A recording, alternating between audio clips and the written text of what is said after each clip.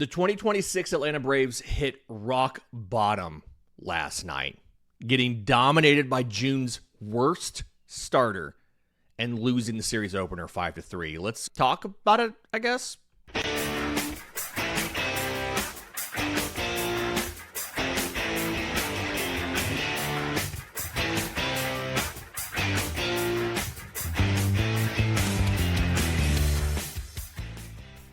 Yes, welcome on in to Braves Today, a production of the Believe Podcast Network and presented to you by FanDuel. I'm your host, Lindsay Crosby, author of the Braves Today newsletter over at bravestoday.com. Longtime listeners of the show, longtime readers of my written content, probably understand at this point that I am pretty generally the most positive person in the Braves content creation sphere. Right? As far as always trying to find the bright side and always trying to have some sort of positivity to hold on to. And so because of that, this show is generally not doom and gloom. I want to give you a heads up. Today's show is going to sound a little different because, one, I don't have any answers. One of the things I pride myself on is the ability to sit down with dumps from StatCast and charts and graphs and data and figure out what is going on, figure out what is the problem, and figure out some potential ways to fix it. I don't have anything for the month of June. When you go and you look at this offense as a whole, month to month, very little has changed. Walk rate's down in June like 2%, which is significant. 8% in March and April, 8% in May, 6% in June. Whiff rate is within half a percentage point of what it was in the first month of the season. Average exit velocity is within like 1.5 miles an hour or 2 miles an hour of what it was the first 2 months of the season. Average launch angle, which by itself doesn't tell you a ton, but average launch angle is the exact same as it was in March and April. Hard hit percentage is down a little bit, which your EV's down a little bit, your hard hit percentage is down a little bit, but it went from 41% to 38%. It's not a massive change. It's a lot less barrels. And some of that's when the hard hits happen and everything. They a lot more ground balls this month and whatever.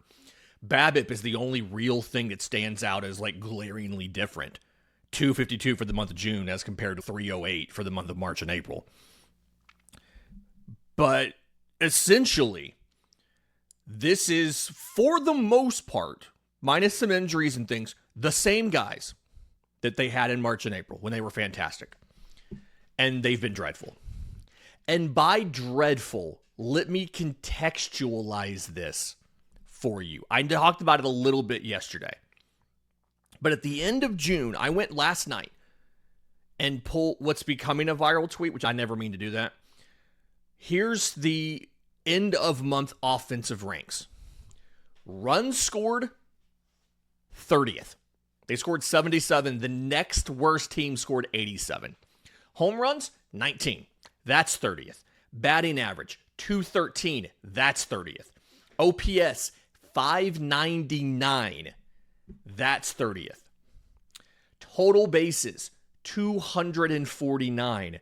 Not only is that 30th, that is 36 total bases below the next lowest team.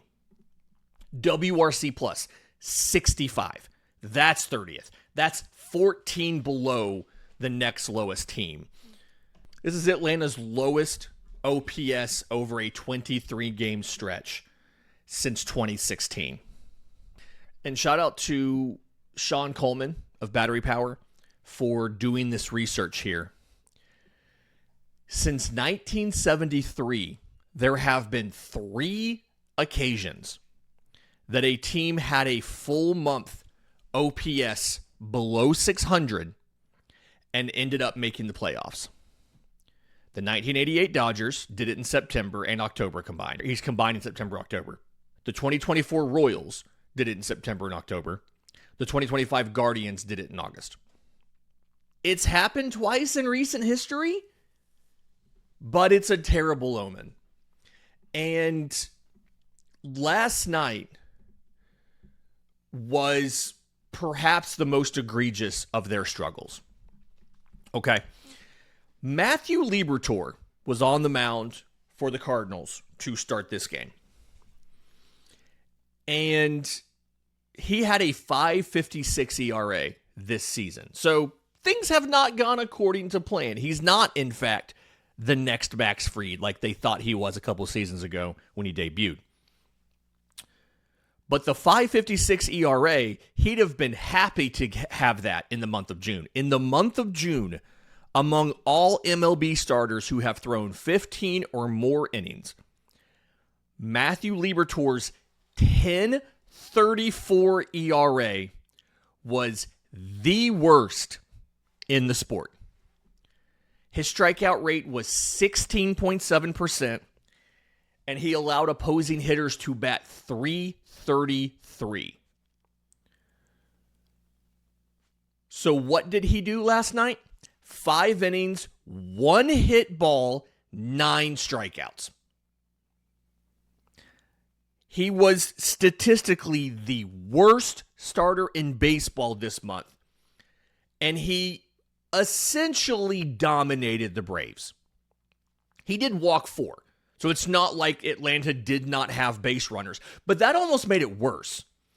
The Braves got the leadoff runner on in 5 consecutive innings and brought that guy in to score once. And honestly, that was Jorge Mateo, and he did it all himself. Practically himself, right? He hit a line drive to left to get on. He stole second. He advanced to third on a wild pitch, and then scored on a sacrifice fly. So he got himself all the way to third on his own, and then Atlanta had a productive out to score him. And that was the only run they managed off of a guy who was the worst starter in baseball in the month of June. He had a 56% whiff rate on his slider. Atlanta swung at it 16 times. They only put 2 of them in play. They had 3 hard hit balls and 7 total balls in play. They finished the game because they actually did some stuff after he scored. They finished the game 1 for 12 with runners in scoring position and left 11 on base. And their 8th inning rally was entirely gifted to them by St. Louis. Mauricio, not entirely, but mostly. Mauricio Dubon, 1 out single to left. He goes and gets a changeup that is well below the zone. Mike Yastrzemski hit a soft grounder the opposite way to third. Everybody was shifted. Jose Fermin got to it, but just did not get it to it in time to make a throw. And then from there, wild pitch, both runners advance. Rowdy Tellez comes in to pinch hit for Joey Bart.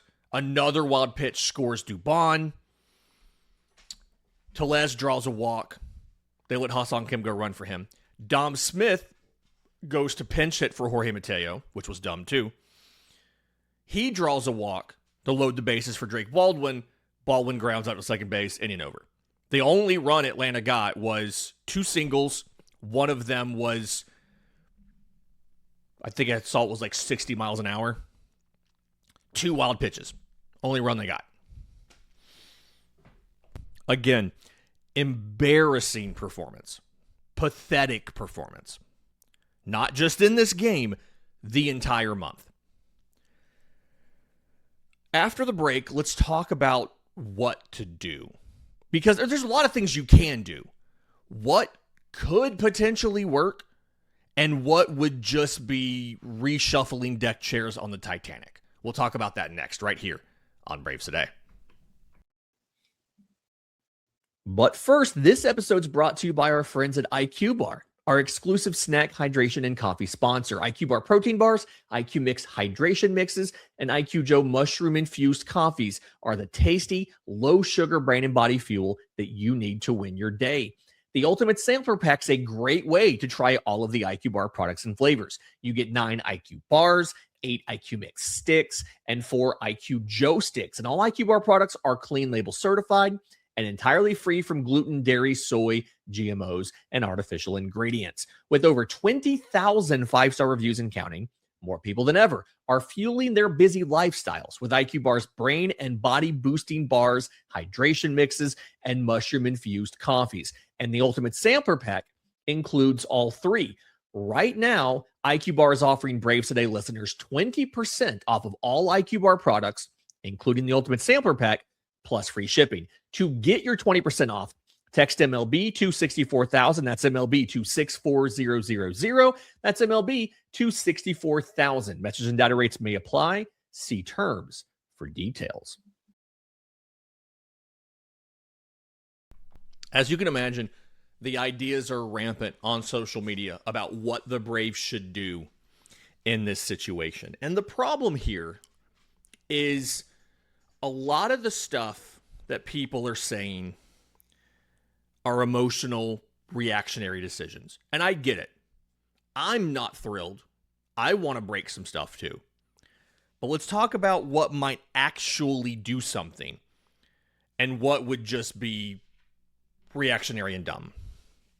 So, something that I suggested last night on both the postcast and in today's 3 Things, our game recap, was let Jorge Mateo lead off. It was hard to argue he wasn't Atlanta's best offensive performer yesterday. He got on via base hit, hard hit ball too. He got on via walk, came around to score both times. And then they pinch hit for him late in the game. They used Dom Smith out there instead of him. Dom Smith drew a walk, which was fine. But the fact that they pinch hit for him late tells me they're not going to put him at leadoff. But without Ronald Acuña Jr., who we got confirmation from Walt Weiss yesterday, won't be back until after the All-Star break. Go with somebody in Mateo who is making good contact. He has some decent batted ball quality this year, with the caveat of he has not had enough at-bats to qualify on StatCast. His hard hit percentage is 49.3%, which, if he qualified, would be 90th percentile. Yes, he's chasing a lot. Yes, he's whiffing a lot. Yes, he's striking out a lot. No, he's not walking a ton. But in this small sample size he's had so far, 266 average, 422 slug. The expected numbers, 276 average, 460 slug. And then when you combine that with a 100th percentile sprint speed of 30.4 feet per second, at this point, what do you have to lose? Put Jorge Mateo at leadoff. He gives you a speed element that even Ronald Acuña Jr. does not have when he's leading off. He gives you a different element at the top of the order. Again, he had an inning, I think it was the 3rd inning last night, where he hits a hard hit single, he steals second, he advances to 3rd on a wild pitch, and scores on a sac fly. He manufactured 3/4 of that run on his own. Why not try it? Literally, what do you have to lose? Thing that could possibly work. Who knows? One of the common things that I've seen a surprising amount of in the last week, and I get it based on the struggles, is fire Tim Hires. I need everybody to understand 2 things. Thing number 1, a team does not go from one of the best offenses in baseball early in the season to one of the worst offenses in baseball a month and a half later because of the hitting coach's philosophy. That is not how it works. baseball, more so than any other sport, is all about the individual players. It's not about the coach, right? Your manager is in charge of certain strategic moves, the lineup. In Atlanta, he does the lineup. Like some organizations, the front office dictates what you do. In Atlanta, Walt Weiss makes the lineup.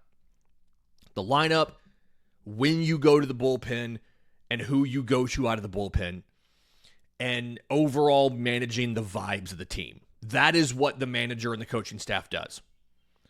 And then the specific position coaches, like the hitting coach, pitching coach, whatever, they're uncovering mechanical issues and giving fixes, and they're trying to manage these guys, manage their emotions, manage what they're feeling, what they're doing. It's not Walt Weiss. It's not Tim Heyer's fault the offense is dreadful. There's very little he can do to fix that. And yeah, I'm sure, okay, if you fire him, guess what? Not a magical fix. Not going to fix anything. And now you don't have a hitting coach for the rest of the season. Would it be cathartic for some fans who are convinced that is the problem? Yes, it would. Is it legitimately the problem? No. It's the players. It's not that. Getting injured players back, the only real injured player you have right now is Ronald Acuña Jr. I will say there's a very strong coincidence here with the timing of Ronald's injury. Okay? From June 1st to June 9th, when he was available and in the lineup, they had a WRC plus of 94. Not an above average offense, but not pathetic like they have been. From June 10th, the first game they played without Ronald Acuña Jr., through the end of the month, the WRC plus was a 52. And it's hard to square that, right? He wasn't performing that well. This sounds terrible, and I'm not trying to dog Ronald Acuña Jr. here. I am a Ronald Acuña Jr. supporter at the end of the day. I like him being on my team. I think he's an additive to the team. There's been people who are like, he's not doing anything, just trade him. Come on. But even though statistically he wasn't performing, it's a very interesting coincidence. I'm not saying it's because he's gone. I do think it changes the complexion of the lineup. And that's part of the reason I want to have Mateo up top right now, is because it is the composition of the lineup and the way you have to navigate it is different with Ronald up top than it is without him. He was 6 for 25 in that stretch. So it's not like he was beating the world here. But in an interesting coincidence, Atlanta was much better with him in the lineup.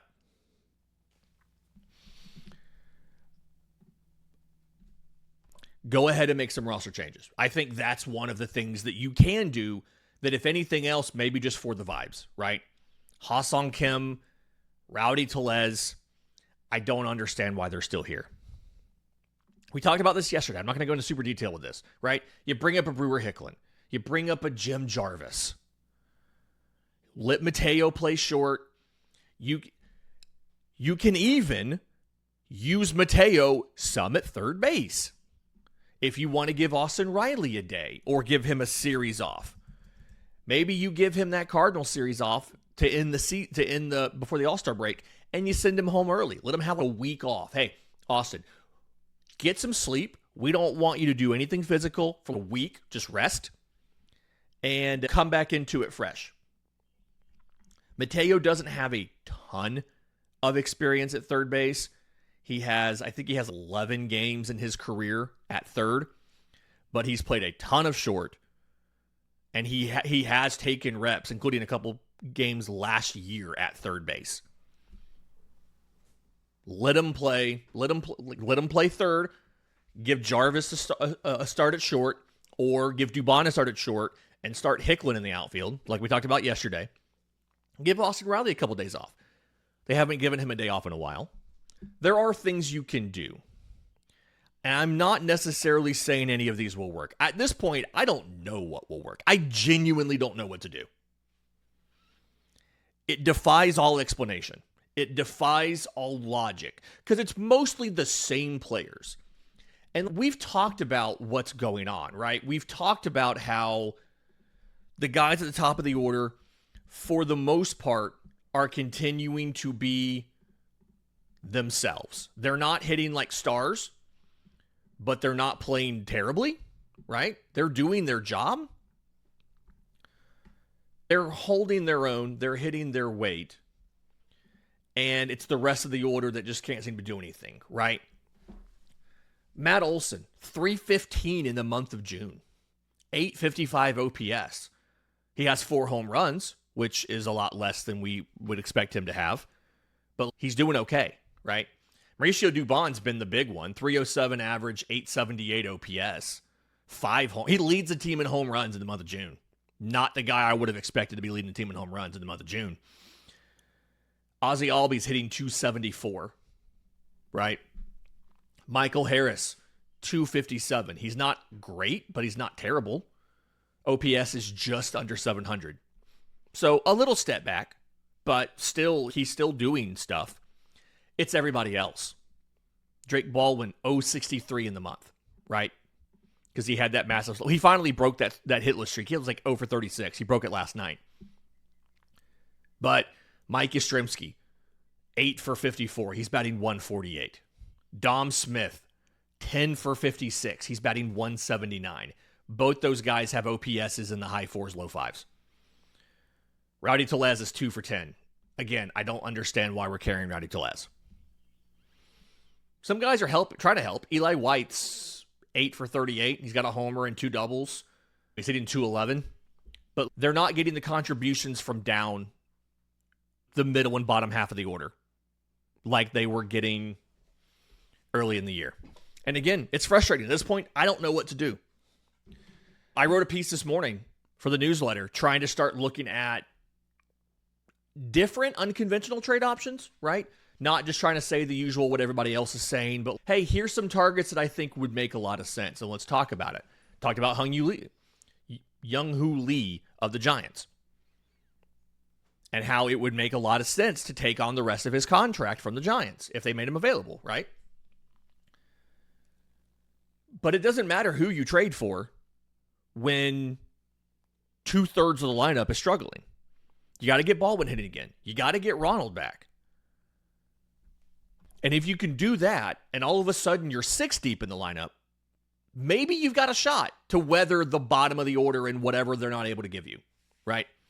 If you've got Harris and Albies and Olsen and Dubon hitting, and you add Baldwin into there, and you add Ronald into there, that's a different complexion of a lineup. That's more threatening. That's a better ability to string together hits and get guys over and get them in.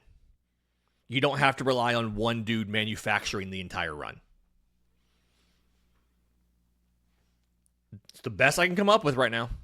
If you have something better, let me know. I don't mean that sarcastically. I mean that seriously. Contact@bravestoday.com is the email. I'm on social media at Crosby Baseball and like all the platforms. Let me know. I'm all ears at this point. I'm all ears as to what we could possibly do. In just a minute, AJ Smith-Shawver's rehab start yesterday went pretty decently. A couple things I think he needs to work on, but some updates on that. As well as it's July 1st, and that's one of my favorite days of the year. We'll explain why next, right here on Braves Today. Final segment of Braves Today, Lindsay Crosby. A couple things to talk about. First one, AJ Smith-Shawver's rehab start. So he pitches for Augusta last night. 3 innings. He gives up 3 hits and 1 run. The 1 run was on a solo shot. Did not walk anybody and struck out 4. 41 pitches, 29 of those are strikes. Couple things to really like in here. He was sitting around 94 or so, touched 97. He did pick off a runner, which was nice. was able to miss bats. This is single A, I know, but was able to miss some bats. And it sure looked like he had added in a cutter. He threw something that looked a lot like a cutter. I still think the best version of A.J. Smith-Shawver is the version that has that split change working. When we saw him in the majors last year, it was four-seam, splitter, curveball with the occasional slider.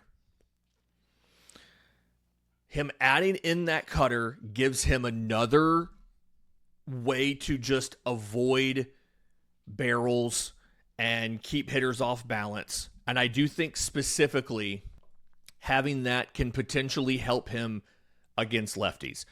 In his career, he's been better against lefties than righties from a batting average allowed perspective and from a strikeouts per walk perspective. But he has lit lefties hit for almost 50 points of more slug against him than righties have. And so giving him a cutter, something that he can throw in on the hands of a lefty, break a bat, get some weak contact, that's useful. That's a useful addition, as well as keeping guys off of the four-seam fastball. But when you look at his pitches last year and what he did, I really think we need to get the slider better. He's been a little bit in his career, his professional career, not so much in the majors, his professional career, the slider has really been the pitch that's changed the most. A lot of that was driven by the Braves, right? He was throwing your kind of traditional gyro slider. They tried to push him to a sweeper and then back to the gyro slider. And so they've messed with the shape a lot. And so because of it, he's just been a little inconsistent with it. But adding a second fastball, if he can get the slider to be more consistent where he can land it for strikes, and then he can do fastball, cutter, slider. He has the splitter he can pull out whenever he wants. He has the curveball, which again I think is a very good pitch. I think it's an underrated pitch for him. You're all of a sudden looking at a really impressive package. Again, 41 pitches last night. It was single A. He's going to need quite a few more starts. Yesterday started the 30-day rehab clock, but remember they can extend him 10 days, 3 more times. So it's not a guarantee just because he rehabbed yesterday that you get him back before the trade deadline. I think this is a similar situation to the thought process behind Spencer Strider and Spencer Schwellenbach. You can't count on A.J. Smith-Shawver. It would be a mistake to say, oh yes, we're definitely going to have him in the rotation in September. But from what we saw yesterday in his first official appearance, he does look to be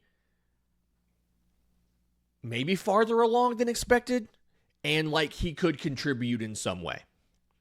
Again, he sat 94, touched 97. He's got more velo in there. Last year in the majors, he sat, when you round it, he sat 96.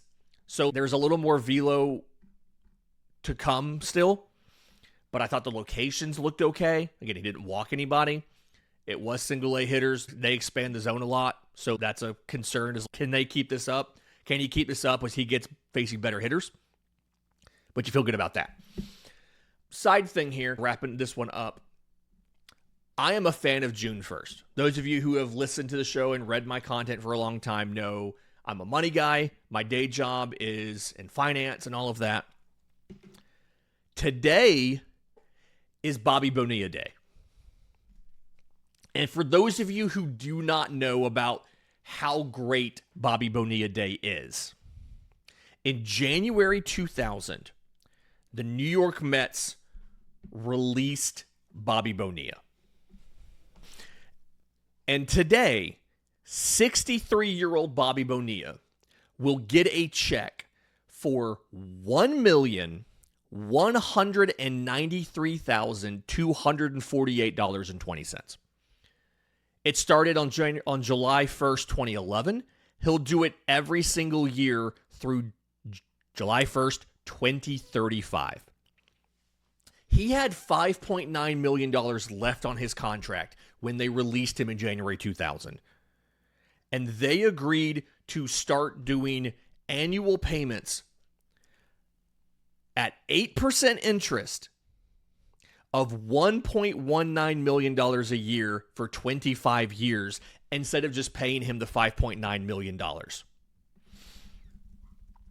And the reason for this is hilarious. So Fred Wilpon, who owned the team at the time, the reason he did not want to spend the $6 million to just pay Bobby Bonilla to go away is he had a lot of money, both the team's money and his own money, invested in an investment account, I should have worded that differently, from Bernie Madoff. And the account promised double-digit returns. For those of you who do not know, Bernie Madoff, this is the biggest financial crime in history. He ran a Ponzi scheme with a $7 billion portfolio. And it was all fake. They made fake documents for trades. Like they obtained, at the time it was all paper, they obtained DTC statements, which is the Depository Trust Company. They, for a while, maintained paper records of every single stock that was bought and sold.